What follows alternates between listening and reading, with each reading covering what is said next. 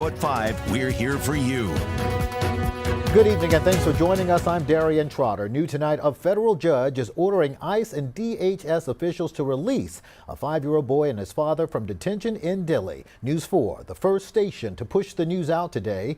Adrian Arias and his son Liam have been in the South Texas Family Residential Center more than a week now. They were detained January 20th by ICE agents in Minnesota during the Trump administration's immigration enforcement surge. Earlier this week, protesters gathering outside of the facility demanding their release. Several lawmakers from Texas have also visited the detention center and the family. News 4 San Antonio's Phil Sterling joins us now live from Dilley with the latest. Phil.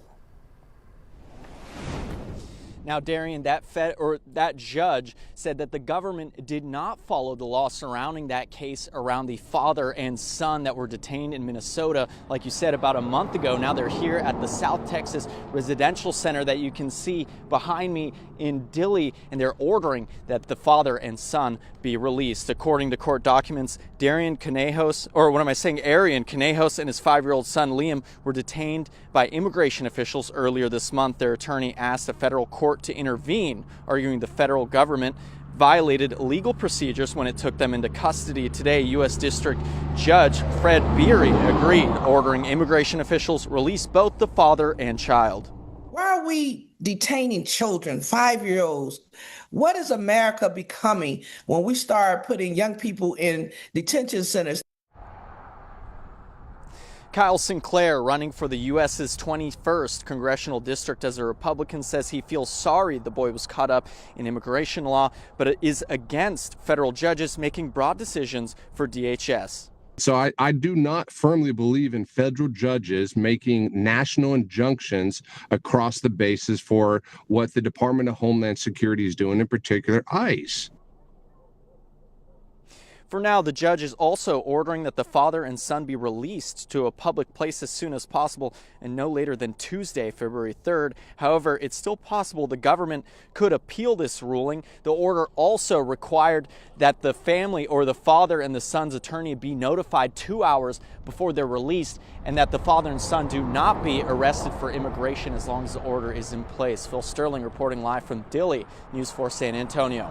All right, thanks a lot, Phil. In a statement to News 4, Jennifer Scarborough, who represents Adrian and Liam, says, in part, she is grateful the court was able to act swiftly to reach a decision. She also says her team is working with the family to ensure safe and timely reunions. Another protest is set for tomorrow at the facility. LULAC says the protest will start at 1 p.m.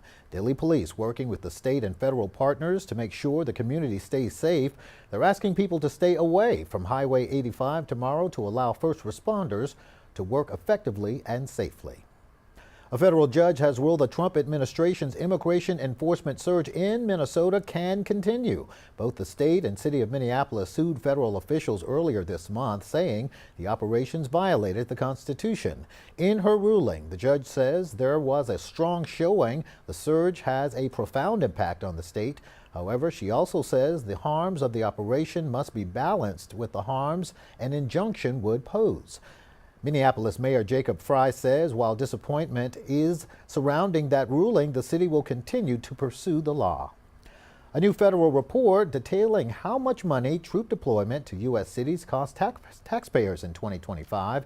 The Congressional Budget Office says the deployment of federal troops to 5 different cities cost nearly $500,000 through the end of December. Those cities include Los Angeles, Portland, Washington, and Chicago, where many Texas National Guard troops were sent.